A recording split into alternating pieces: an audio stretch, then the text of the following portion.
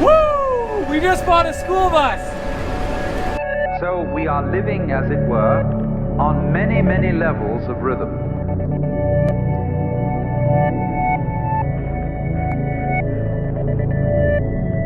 This is the nature of change. She's eating sand. If you resist it, you have dukkha, you have frustration and suffering. But on the other hand, if you understand change, you don't cling to it, and you let it flow, then it's no problem. It becomes positively beautiful, which is why in poetry, the theme of the evanescence of the world is beautiful. So I've been thinking a little bit about what it is that makes us parent the way we parent. What are our values that are shaping our lives and how we choose to raise our kids? So I had a little brainstorm session, asked Courtney what she thought some of our top values were as parents.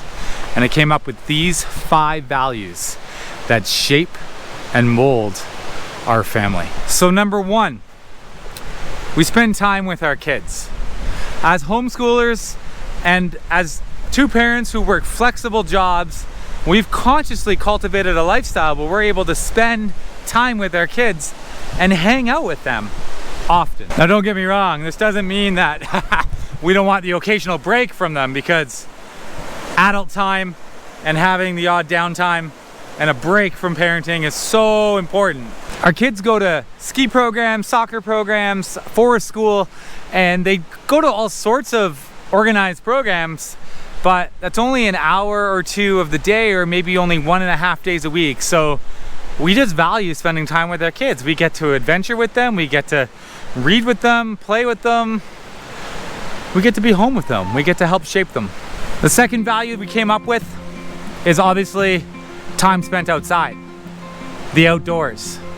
And I feel like I'm gonna make a bunch of videos on the benefits of raising your kids with the value of spending time outside. There's nothing more satisfying as a parent than putting my kids to bed after a day skiing, a day at the beach, a day in the mountains, and they're just fresh air tired. You can see it in their face, you can see it in their eyes, and it's just different than being indoor tired. And we love the sense of adventure and that connection to nature. And the third value that shapes how we raise our kids is what I call reflective parenting. Courtney and I are continually checking in with each other. Courtney's really good at this. And we consciously just see how we're meeting our kids' needs and if we're missing something somewhere. Or we ask ourselves questions like, you know, what do our kids need? Or is there anything our kids are lacking right now in terms of more stimulation? Do they need more rest? Are our kids showing an interest in a certain area? Especially as homeschoolers and unschoolers, we just want to be in tune with our parenting methods, our strategies, and how that's impacting our kids. And we want it to obviously be a net benefit. Courtney as a teacher and me as an outdoor educator, we both have some interest in child psychology and just sort of understanding how kids operate and what makes them tick. So we're not experts, we're far from it, and we keep learning as we go, but we just like to reflect. We're reflective in our process, meaning that we're willing to adapt, change, try different strategies, and not be so fixed on what we were doing 6 months ago might need to change for the next 6 months. And number 4 is risk. Embracing risk, which is closely connected to adventure. But I'm not just talking about outdoor adventures, I'm talking about taking that leap and saying yes, even when you're scared and a little bit nervous. Courtney started a forest school, quit her traditional teaching job. I used to hitchhike all over Western Canada and the United States and just loved meeting people and connecting with people in the unfamiliar, kind of putting yourself out there. And so we nudge our kids to do the same. And we just want to embrace risk. And again, it's not just risky activities. It can be in starting a business. Risk is life. I think Helen Keller said that one. You know, to risk is to live your life. If you're going to be in a relationship, you're going to be vulnerable. Like, vulnerability is what breeds connection. And so Courtney and I, as individuals, as parents, we value risk. And then putting that onto our kids, we value them taking risks. We want them to grow confident and have self-awareness and have their own abilities to manage their own risk. And the only way you do that is by taking on risks. And number 5, last but not least, I think we're not afraid to be different. We're not afraid to put ourselves out there and break free from the mold. We're not afraid to challenge cultural assumptions or things that we were taught.